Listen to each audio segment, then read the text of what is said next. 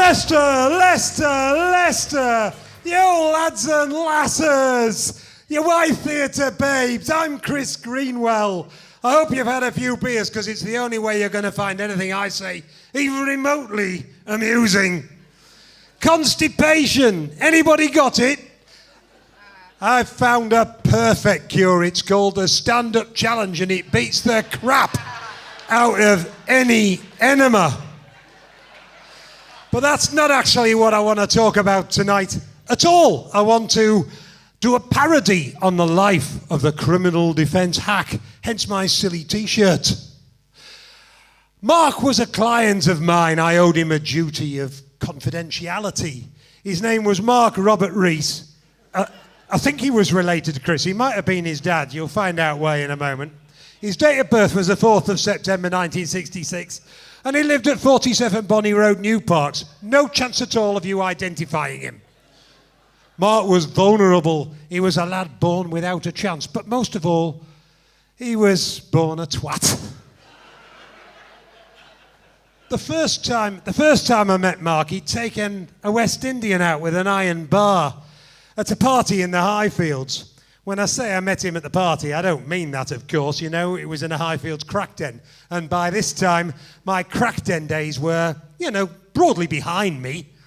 Anyway, Mark was acquitted. It was one of those cunning defences, carefully crafted cross-examination, forensic reconstruction, lots and lots of lies told by the defendant, which were unbelievably believed by the jury. And was Mark pleased that he was acquitted? Was he? Fuck. Mark had 3 great loves. Chantel, his partner, or Shanny. His children, but way more important than that, amphetamine. And so he turned up at the custody battle for his 5 children. Shani was the mother of 2 of them. And he was, shall we say, in an upbeat mood. Shani walked in as the judge came in. Mark could have greeted her by saying something like, "Shani, darling, let's put our differences behind us in the interest of the children." But as I heard it, it came out as, "Fuck off, you fucking ugly bitch." The judge called for order, and Mark started to sweat pouring off his brow, shiny patina, foaming at the mouth, bulging eyes, and he could have controlled himself. He could have said, "I'm sorry, Your Honour, I appreciate, I'm overwrought, it's all about my children, difficult day." But in fact, it came out when he said to the judge, "And you can fuck off too, you fat fucker."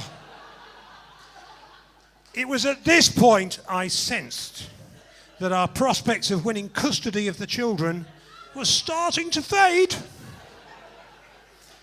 Mark was carted away by a couple of bobbies, and Shani did get custody despite being the mother of only 3 of the children and saying not one single word in the courtroom.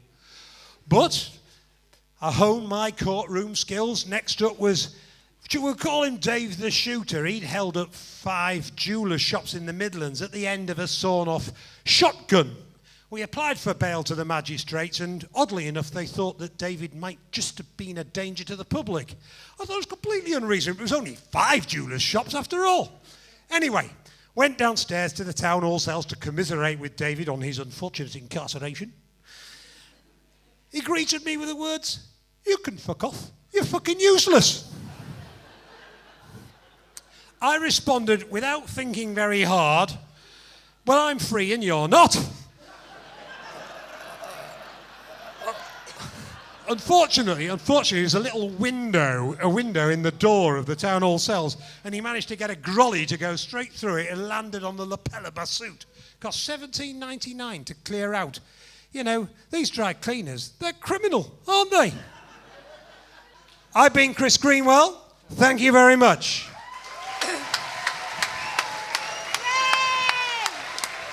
Look out for my stadium tour next year.